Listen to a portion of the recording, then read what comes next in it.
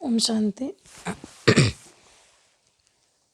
अभी जो सीरीज चल रही है अव्यक्त गीतांजलि, उसमें जो आज का गीत है, जी करता है बाबा हम पास तेरे उड़ाए।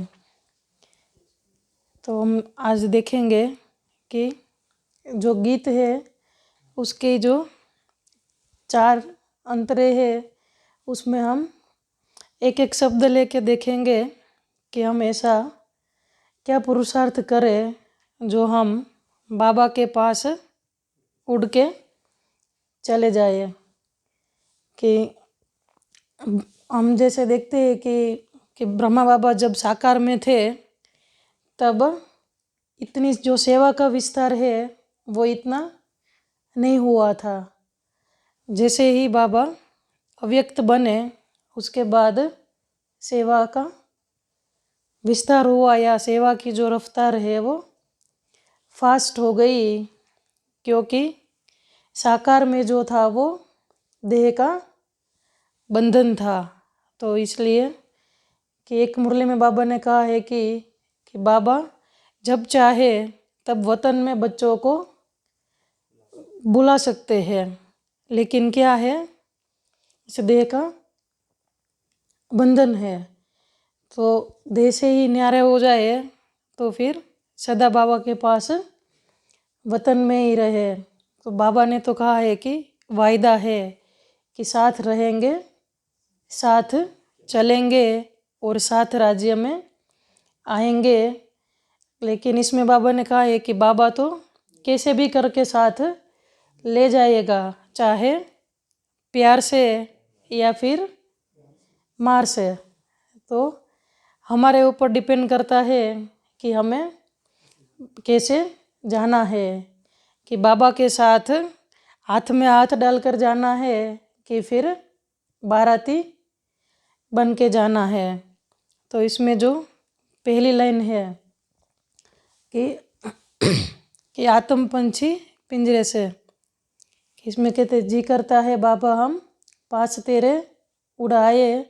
और फिर आगे है कि हम आत्मा, इस आत्मा को पंछी कहा है और शरीर को पिंजरा, कि इस शरीर रूपी पिंजरे से आत्मा रूपी पंछी उड़कर बाबा के पास चले जाए। तो इसमें ही है कि जो हम आत्मा है वो इस पिंजरे में फंस चुकी है। तो हम ऐसा क्या पुरुषार्थ करें जो आत्मा आसानी से इस शरीर रूपी पिंजरे को छोड़ दे। उसको दूसरे शब्द में कहे तो बंधन मुक्त अवस्था, कि हमारी बंधन मुक्त अवस्था हो, जो हम जहाँ भी चाहे, जैसे आज की सवेरे कमेंट्री थी तो उसमें भी था कि जहाँ भी चाहे, जितना समय चाहे उतना समय हम बुद्धि रूपी योग लगा सके। पर क्या होता है हमारे साथ कि हम ऐसे बोलते हैं कि सेवा के लिए, लेकिन सेवा में फिर फंस जाते हैं कि अपने आप को निकाल नहीं सकते। तो इसके लिए हमें क्या समझना है कि ये जो देह है वो हमें सेवा के लिए मिला है, या मैं आत्मा सेवा के लिए अवतरित हुई हूँ, और फिर अपना जो भी कार्य है वो पूरा करके हमें बाबा के पास वतन में वापस जाना है। उसमें आगे जो दूसरी लाइन है वो उसको हम पूरा ही ले लेंगे कि यहाँ पर लेने का बाबा ने कहा कि कोई सहना भाती नहीं, याद घर की आती है, करे इशारा किरण तुम्हारी, हमें जो बुलाती है।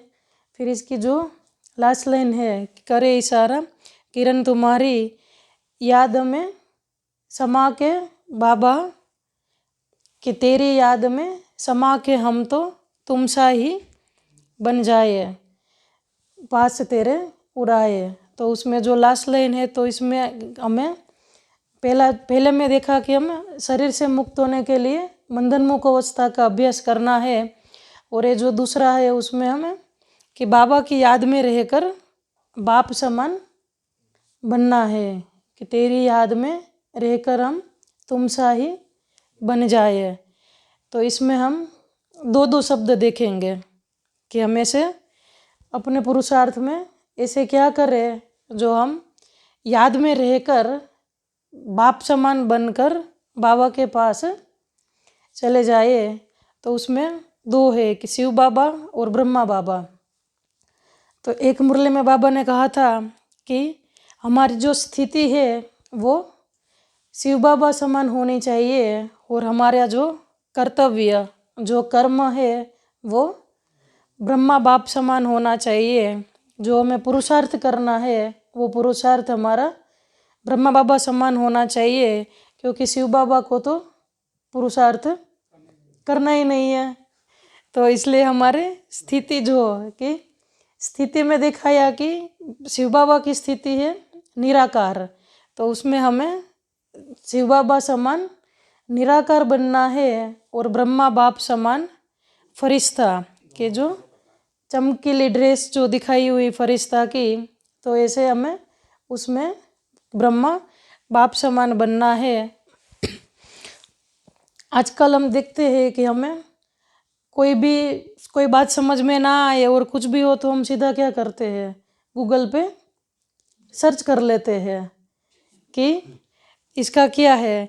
तो एक मुरली में बाबा ने कहा कि ब्रह्मा बाबा की जो जीवन कहानी है वो क्या है। गूगल तो नहीं कहा है, कंप्यूटर, पर उसमें भी बाबा ने कहा कैसा कंप्यूटर है, कि बाबा ने कहा कि ब्रह्मा बाबा की जो जीवन कहानी है वो एक्यूरेट कंप्यूटर है। कि हमें कोई भी अपने के बाबा के हमने बाबा को देखा तो नहीं है, लेकिन सुना है कि दादियों के अनुभव सुने हैं, वरिष्ठ जो भाई बहन हैं उनके अनुभव सुने, या जो लिटरेचर है उसमें पढ़ा है।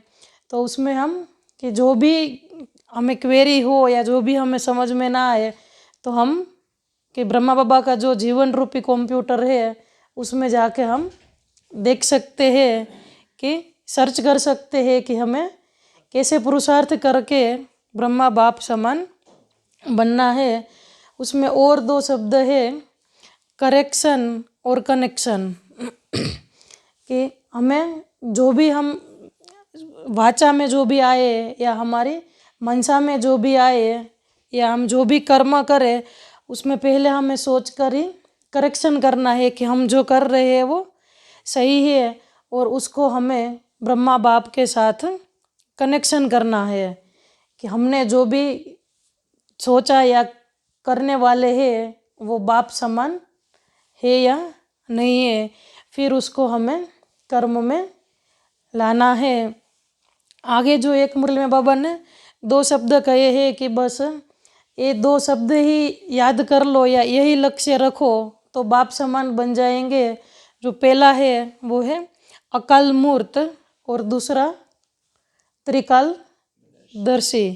तो उसमें कहा है कि जो अकाल मूर्त है वो निराकार अवस्था के लिए है, कि हम आत्मा अकाल तख्त नसीन है।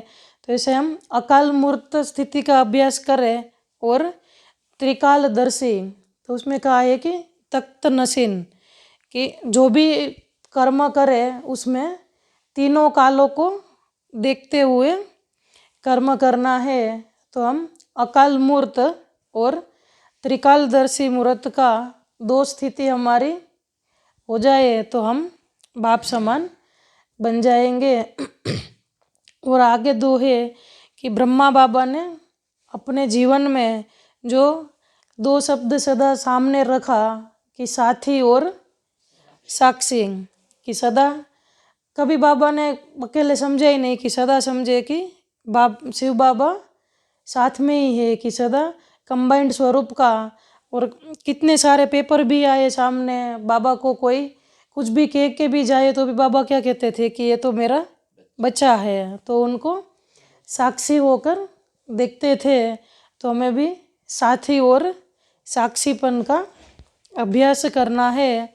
और जो दो है वो याद और सेवा, कि हमारा एक भी सेकंड और एक भी श्वास ना तो बिना याद की हो और ना बिना सेवा की हो। तो याद और सेवा दोनों ही कंबाइंड हो, चाहे मनसा रूपी, चाहे वाचा, चाहे कर्मना।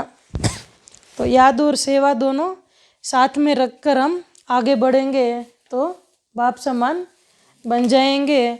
और दो शब्द है निमित्त और निर्माण, कि उसमें अपन कहा कि ये दो शब्द को हमने धारण कर लिया तो हम संपूर्ण बन जाएंगे। इसमें देह अहंकार का अंश भी नहीं रहेगा कि मैं आत्मा निमित्त हूँ, करण करावनहार करा रहा है और मुझे निर्माण बनना है। तो ऐसे तो हम देखें तो बाबा ने सारी मुरली में कि बहुत सारा ज्ञान हमको दिया है, लेकिन अभी जो हमें प्रैक्टिकल में उसको धारण करना है। ज्ञान तो अभी हम सबके पास है, लेकिन जो कमी है वो क्या है, प्रैक्टिस में नहीं आता है। कभी कभार नो डायरी में रहता है पर बुद्धि में नहीं आता है, या जब टाइम पे नहीं आता है, या तो जब भी जो स्थिति आती है उसमें हमें जो ज्ञान का पॉइंट याद आना चाहिए, या तो हमें जिस हिसाब से सामने वाले से उसको जो रिएक्शन देना चाहिए वो हम नहीं करते और उल्टा हो जाता है उसका। फिर हमें याद आता है कि हमें ऐसे नहीं करना था, हमने ऐसे किया होता तो अलग होता। तो अभी हमें बाबा ने तो सब कुछ हमको दे दिया है, अभी हमें सिर्फ अपने अंदर धारण करके उसको प्रैक्टिकल में ले आना है। तो उसमें हम यही जो गीत का अंतर है उसके ऊपर हम योग भी कर सकते हैं कि भिन्न भिन्न जो बाबा ने विधि बताई योग की, तो हम अपने आप को ऐसे भी कि याद दिला सकते हैं कि अभी हमको यहाँ पर तो कुछ जैसे वैराग्य लाना है, तो कि सर ने पूरी क्लास कराई थी अलग अलग भिन्न भिन्न स्थानों पर जाओ, तो ऐसे हम कि ये जगह अब हमारे लिए है ही नहीं, अभी हमें अपने घर जाना है और बाबा भी हमें बुला रहे हैं। तो हम यही सोचे कि सदा हम बाबा की याद में रहकर बाप समान बनकर बाबा के पास उड़कर चले गए। और जो आगे जो तीसरी लाइन है इस गीत की, उसमें आगे है कि यहाँ का भी कुछ भी हमको अच्छा नहीं लग रहा है, कि अब कुछ कि बस कुछ पल की बात है, अब घर चलना साथ है, हाथ में हाथ तुम्हारे बाबा, प्यार की बरसात है, संग में युग में संग में तेरे, सदा हर पर मिलन मनाए। तो इसमें हम जो देखेंगे जो लास्ट की लाइन है कि संगम युग में संग में तेरे, हर पल मिलन मनाए। तो उसमें हमें कि अब जो तीसरा है तो हम क्या करेंगे कि हर पल बाबा से मिलन मनाते रहे, और बाबा से मिलन मनाते मनाते हम बाबा के पास उड़कर चले जाए। तो उसमें मिलन शब्द जो याद आता तो बाबा किसका याद देते हैं, कि कैसे हमें बाबा को याद करना है, कि आशिक मासूक की तरह, कि वो उनका एक पल भी बिना याद के रहते नहीं है, जैसे याद करते तो सामने खड़ा हो जाते हैं। तो ऐसे हमें भी बाबा को इतना प्यार से या इतनी लगन से याद करना है कि जो हमारा मासूक है वो सामने आके खड़ा हो जाए। और इसमें कहते कि यही सिर्फ एक संगम का ही ये समय है जो रूहानी आशिक और मासूक का मिलन होता है। एक अव्यक्त मुरली में बाबा ने कहा है कि ये जो मिलन है वो चाहे हम सागर के किनारे करें चाहे बगीचे में करें, लेकिन ये जो मिलन है उसको बाबा ने एक स्थान को भी एक अवधि दी है कि ये क्या है, वंडरफुल, कि ये जो मिलन करते हैं कि ये वंडरफुल बीच है जिस बीच में सब अनुभव करते हैं कि मैं अकेला ही मिलन कर रहा हूँ, सबके बीच में रहते हुए भी अकेले को कि हम अकेले बाबा से मिलन कर रहे हैं। तो बाबा ने कहा कि कैसा विशेष मिलन है कि सबके साथ हजारों में बैठे हुए भी ऐसे लगे कि हम सिर्फ बाबा मेरे लिए ही आए हुए हैं। पब्लिक में प्राइवेट मिलन कि दोनों ही वैसे देखा, जैसे हमने तो जो देखा है बाबा मिलन वो डायमंड हॉल में देखा है, तो देखते कितनी संख्या में वहाँ पर लोग होते हैं। तो हम देखते हैं कि जैसे ही बाबा आते हैं तो पूरे पिन ड्रॉप साइलेंस हो जाती है। इससे पहले थोड़ी बहुत आवाज़ आती रहती है आने जाने के, पर उनकी जो प्रेजेंस है बाबा के उससे ही कि सब शांत हो जाते हैं। जो तो उसमें सबको ऐसा लगता है, चाहे भले वो लास्ट में बैठे हो, ऊपर गैलरी में बैठे हो, फिर बाहर कॉन्फ्रेंस हॉल या बगीचे में बैठे हो, लेकिन सबको क्या अनुभव होता है, यही कि बाबा सिर्फ मुझे ही मिलने आए हैं। तो ऐसे कि जैसे कहा कि पब्लिक में प्राइवेट मिलन, तो ऐसा जो मिलन है वो हम सिर्फ अभी संगम पर ही कर सकते हैं। सतयुग में भी देवताएं मिल नहीं सकती भगवान से। तो ऐसा जो तो अभी कि इसमें क्या कहा है कि हर पल हमें बाबा से मिलन मनाते रहना है। तो ऐसे हम क्या करें जो हम एक सेकंड भी हमारी ऐसे ना हो कि हम बाबा के साथ ना हो। तो उसके लिए हम या तो भिन्न भिन्न अभ्यास को जोड़ सकते हैं कि बाबा ने जो बताया है कि हम बाबा से सर्व संबंध की अनुभूति कर सकते हैं। तो अपने अपने कर्म के हिसाब से या जो भी हम कार्य करते हैं उसमें हम बाबा से उस संबंध का अनुभव कर बाबा से हम मिलन मना सकते हैं। तो ऐसे अव्यक्त मिलन की भी बहुत सारी बाबा ने विधि बताई हुई है कि जैसे हम पहले देखें तो बाबा हिस्ट्री हॉल में आते थे, वो तो जैसे सबको पर्सनली बाबा कितने टाइम तक मिलते थे, छोटा परिवार था। फिर धीरे धीरे ओम शांति भवन में आए तो भी बाबा तभी भी पर्सनली मिलते थे, फिर ग्रुप में मिलने लगे। फिर नीचे जब डायमंड हॉल में बाबा कईयों को कोई मिलते थे कि जो भी दादी है, वरिष्ठ लोग हैं, कोई वीआईपी जाए तो उनको। और अभी तो वहाँ पहले बाबा हॉल में चक्कर भी लगाते थे। तो इसे बाबा ने एक मुरली में भी कहा था कि ऐसे मिलन की जो विधि है वो बदलती रहेगी कि आगे जाके।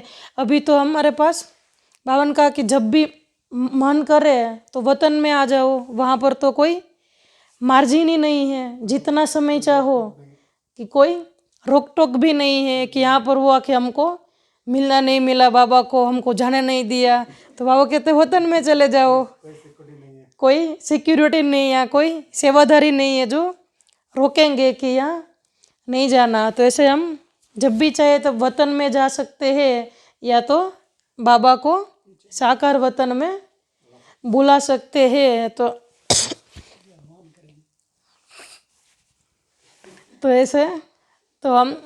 ऐसे अपनी पूरी दिनचर्या को हम ऐसे ही सेट करें कि हम सदा बाबा के साथ ही रहे। तो इसमें जो बताया तो इस लाइन पे भी हम ऐसे योग का प्रयोग कर सकते हैं कि इसमें जैसे पहले ही बताया कि अब कुछ पल की बात है, तो अभी ऐसे हम अपने आप को माना समझा सकते हैं कि बस अभी थोड़ा सा ही समय बचा हुआ है, फिर अब हमको वापस बाबा के साथ घर जाना ही है। तो उसमें हम जो अभ्यास कर सकते हैं, इसमें बताइए कि हाथ तुम्हारे प्यार की बरसात है। तो ऐसे हम करें कि हमारा बाबा के हाथ में हमारा हाथ है और बाबा हमें इतने प्यार के साथ में मिलन मनाते मनाते हम जा रहे हैं या बाबा के पास वतन में चले गए। तो जब तो एक मुरली में तो भगवान कहता कि जो नींद हमारी है उसमें भी क्या होना चाहिए, उसमें भी मिलन का अनुभव या उसमें भी सेवा होनी चाहिए, योग युक्त होनी चाहिए। तो ऐसे कि हमें प्रैक्टिस हमारी इतनी होनी चाहिए कि हम याद में नींद नहीं करने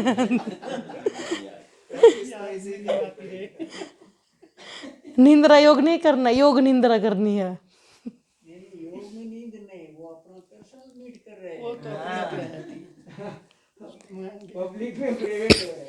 नहीं तो योग में नींद आ रही है मतलब कि तो हमारा बाबा से या तो मिलन नहीं हो रहा है, या फिर हम बाबा को याद नहीं कर रहे हैं, या कहीं और जगह पर चले गए तभी नींद आएगी योग में। जैसे हमारी लाइन खींच लिया, तो बाबा लाइन खींच लेंगे तो झुटका नहीं खाएंगे हम, तो वो अलग अनुभव होता है। तो ऐसे हम कि हर पल बाबा से मिलन मनाते मनाते बाबा के साथ वतन में उठ जाए। और फिर जो इसमें जो लास्ट का है लाइन, उसमें है कि अंबर से भी पार है, मनियों का आगार है, परम शांति विश्राम यहाँ पर, ज्योति का भंडार है, परमानंद सदा नयनों से वसुंधरा पर वसुधा पर छलकाए। तो उसमें हम देखेंगे कि इसमें क्या है, परम धाम जो बाबा ने कहा है कि जो अंबर से भी पार है, जहाँ पर मनियों का आगार है, समूह है कि जो आत्मा रूपी मनिया है वो उनका वहाँ समूह है। और उसमें जो परम धाम की महिमा की है 3 शब्द में कि परम शांति है जहाँ पर, और विश्राम की अवस्था कि परम शांति विश्राम, और ज्योति का भंडार, और परमानंद। तो हमें हमारा जो घर है कि जहाँ पर हमको जाना है, तो वो घर हमारा कैसा है। और बाबा ने कहा कि वो घर का गेट कब खुलेगा, गेट तो खोलना पड़ेगा। तो एक मुरली में बाबा ने कहा कि जब सब जगह पर सबको ऐसे लगे कि हमारा बाबा आ गया, ब्रह्मा कुमारियों वाला को बाबा नहीं, हमारा बाबा आ गया, इसे जब सबको अनुभव होगा, तो जो परम धाम है या स्वीट होम है उसका गेट खुल जाएगा। तो जो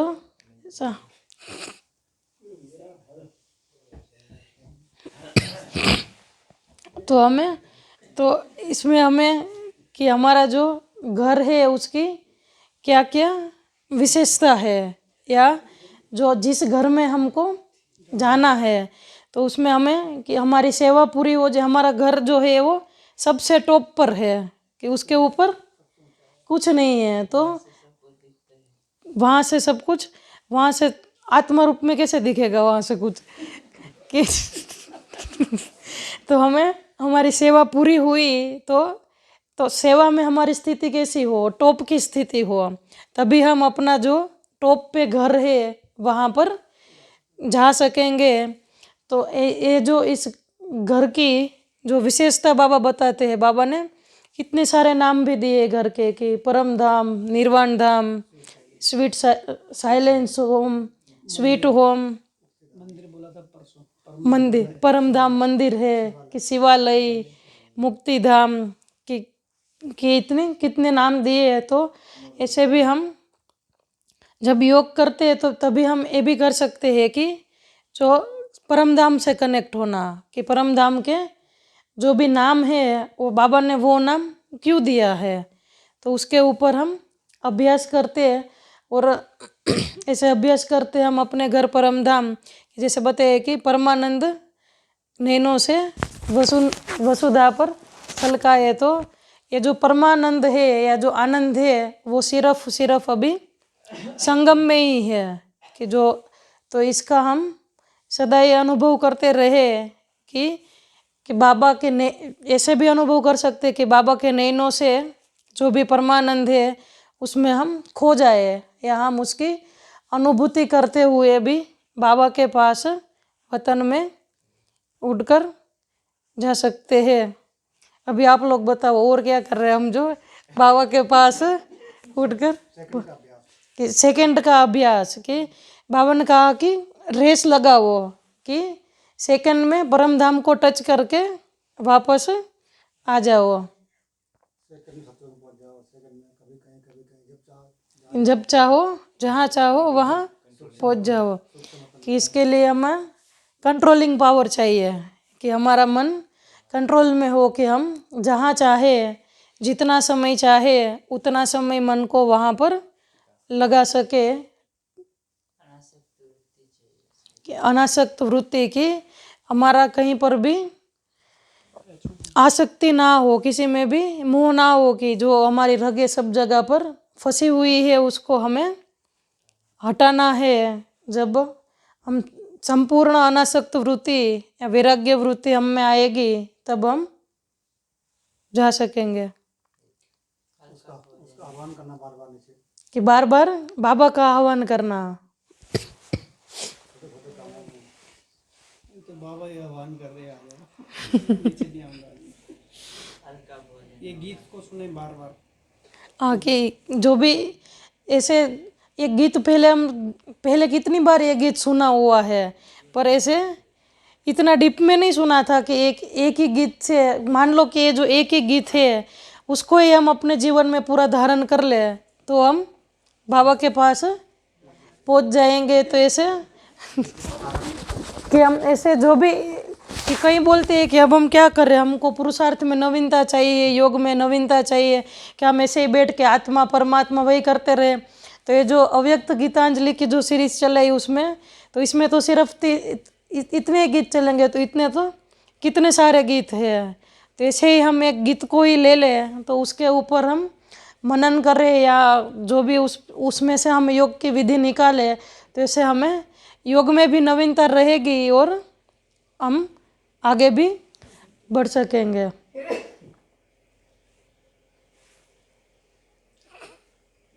अभी बाबा के पास जाना है, दुनिया से वैराग बाबा कि ऐसे अब हमें धुन लगी रहनी चाहिए कि अब हमको बाबा के पास जाना है, अपने घर वापस जाना है। ओम से घर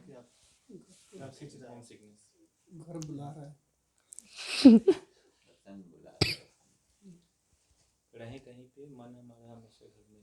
हाँ, कि जैसे कि बावन का है कि सिर्फ बाबा को याद नहीं करना है, घर को भी याद करना है। कि एक बार तो बाबा ने कहा था कि बाबा भले यहाँ नीचे आए लेकिन हमको बाबा को परम धाम में ऊपर ही याद करना है। तो हमें बाबा को भी याद करना और साथ साथ अपने घर को भी याद करना है, कि घर में कम आराम कंफर्ट होता है। चाहे हम बाहर कहीं पर भी जाए, होटल में कितनी भी सुविधा हो या कुछ भी हो, लेकिन जब अपने घर आते हैं तभी हमको लगता है कि सच्चा सुकून, कि जो सच्चा सुख है वो हमको अपने घर में ही मिलता है। तो ये जो हमारा घर है उस पर तो हम 5000 साल से भूले हुए हैं, कि हमको पता भी नहीं था कि हमारा घर है। अभी बाबा ने आकर बताया कि यहाँ तो हम ऐसे ही खेल करने आए हैं, घर तो हमारा ऊपर है।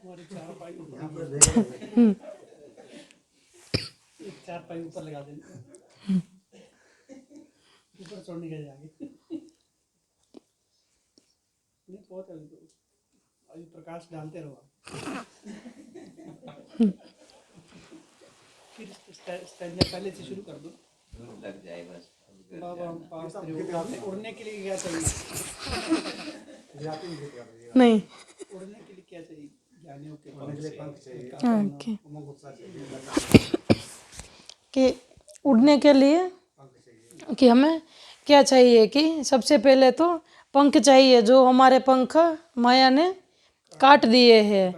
कि ऐसे हमें कि बावन कह के उमंग उत्साह के पंख चाहिए, कि सदा हमारे में उमंग उत्साह रहे, जो हम पुरुषार्थ करते रहे या सेवा करते रहे या उड़ते रहे।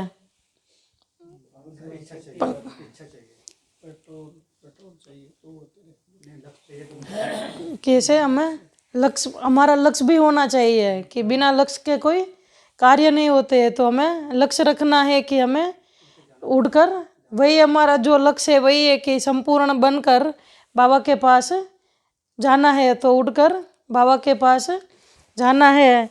सदा हमें याद और सेवा का बैलेंस रखना है, कि याद और सेवा के साथ हम उड़कर चले जाए। हल्कापन चाहिए, बोझ नहीं होगी। कि उड़ने के लिए हल्कापन चाहिए कि जो भी हमारे मन में जो भी हो वो बाबा ने तो कहा है कि हर रोज रात को सोते समय पोता में लिख दो कि बाबा को सारा सौंप दो, तो जितने हम हल्के होंगे उतने हम उड़ पाएंगे। समानता, बाबा के साथ समानता।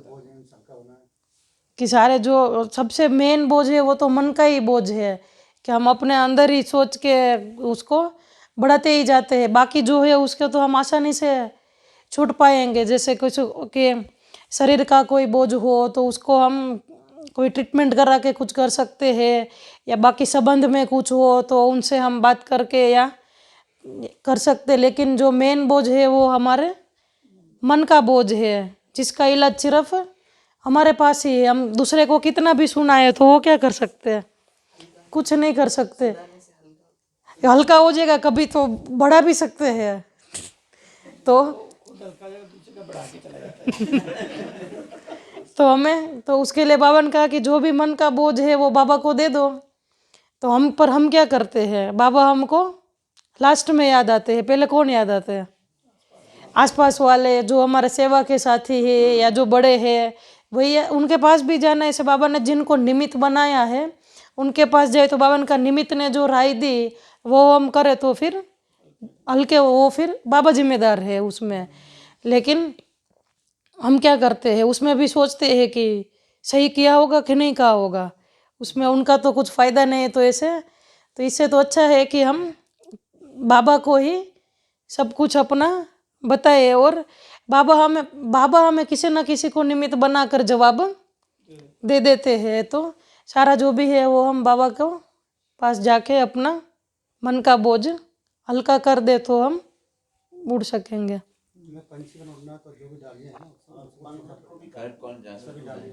कि जो भी हमारे डाली को हमको पकड़ा हुआ है उसको छोड़ना पड़ेगा। कि जैसे गीत में बताया कि शरीर पिंजरा है और आत्मा पंछी है, तो मान लो कि पिंजरा खुला है लेकिन पंछी को कई बार क्या लगता है कि पिंजरा तो बंद ही है, कई सालों से उसमें रहते हैं, तो वो पिंजरे को छोड़ नहीं सकते। तो हमें भी अपना ये शरीर रूपी पिंजरे को छोड़ना है। डाली में पकड़ा के कौन गया?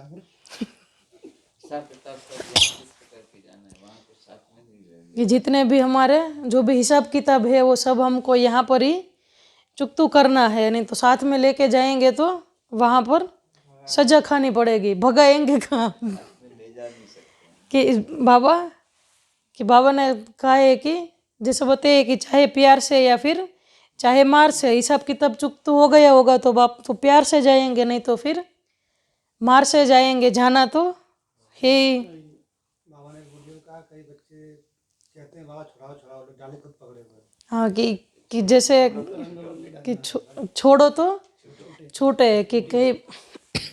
कि कई बार हमें लगता है कि किसी और ने हमको पकड़ के रखा है, लेकिन होता क्या है, हमने खुद ने ही पकड़ के रखा हुआ है।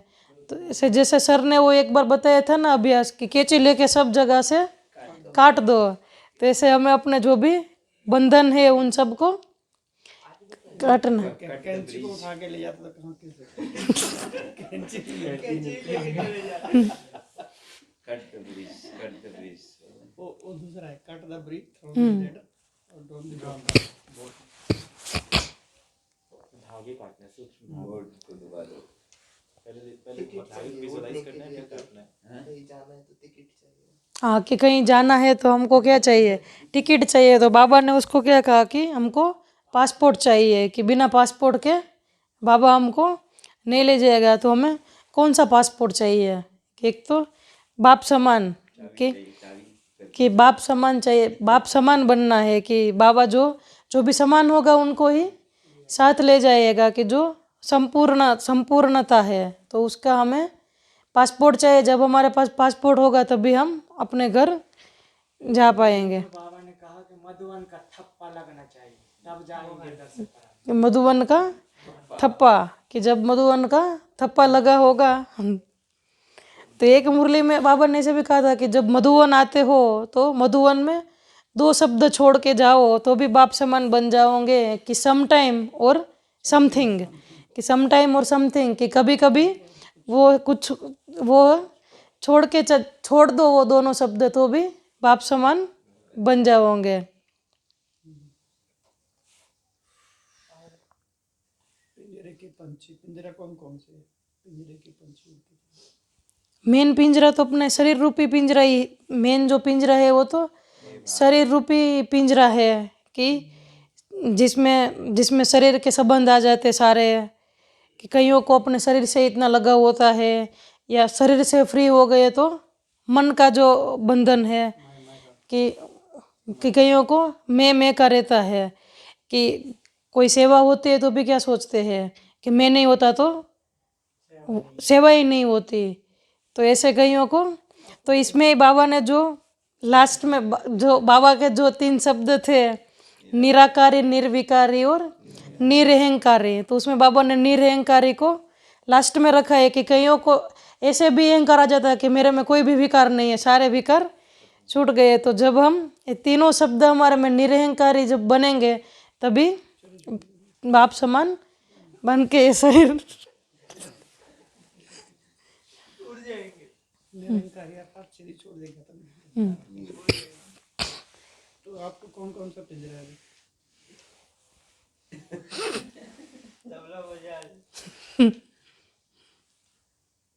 ऐसे पूछेंगे तो कोई नहीं साधनों का पिंजरा बता नहीं सकता। हाँ, कि जो साधनों का पिंजरा है, कि आजकल हम देखते हैं कि साधनों का पिंजरा सबसे बड़ा तो ये मोबाइल ही है, जो कि बड़ा पिंजरा है, कि पहले भी था ऐसे। आजकल तो पहले भी लोग जीते थे, पर ऐसे नहीं था कि मोबाइल के बिना रह ना पाए। आजकल कैसे घर से बाहर निकलते समय भी कुछ साथ हो या ना हो, पर मोबाइल साथ होना ही चाहिए। तो हमें कैसे भी अभ्यास कर सकते हैं, जैसे मोबाइल को नहीं छोड़ सकते, ऐसे बाबा को भी ना छोड़े, कि बाबा को मोबाइल बना दे कि साथ में। मोबाइल को बाबा समझ के चले गए, बाबा को पकड़ के रखा है।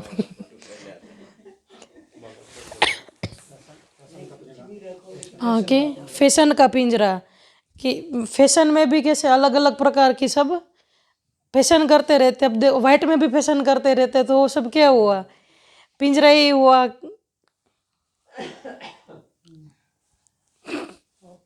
खाने पीने का पिंजरा, हाँ, वो है मेरे में खाने पीने का पिंजरा कि खाने पीने का पिंजरा, कि या तो क्या सोचते ही रहते हैं कि अब खाने में क्या बनाएंगे, दोपहर का हो गया तो शाम को क्या खाए, कल क्या खाए। तो ये भी एक क्या है, पिंजरा है। इससे कैसे मुक्त हूँ?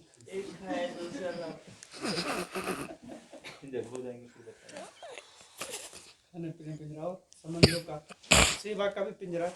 हाँ, कि कहीं सेवा का भी पिंजरा समझ लेते हैं, कि कईयों को ऐसे टेंशन आ जाती है कि सेवा कैसे कर रहे हैं कईयों, या तो मान लो कि कोई स्थूल सेवा है तो उसमें तो सब साथी वगैरह मिल जाते, लेकिन मनसा सेवा में भी कईयों को लगता है कि इतना, या तो कंफ्यूज हो जाते हैं कि क्या कर रहे हैं, कि जैसे बाबा बोलते हैं कि सकाश दो, तो कि किसको सकाश दे, क्या करे। तो ऐसे में ही कोई लोग सेवा में ही उलझे रहते हैं, कि समझ ही नहीं आता कि क्या करें। तो ये भी एक सेवा भी कभी कभी पिंजरा बन जाती है। आलस आलस भी एक पिंजरा है। कि आलस अलबेलापन, ठंड,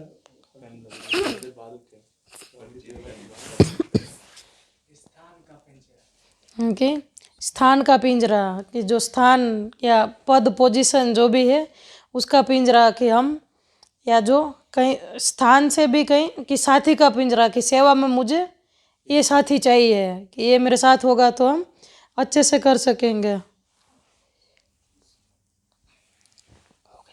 एक बार गीत फिर से पढ़ो। मोबाइल पे पढ़ो। फिर टच में हो गया।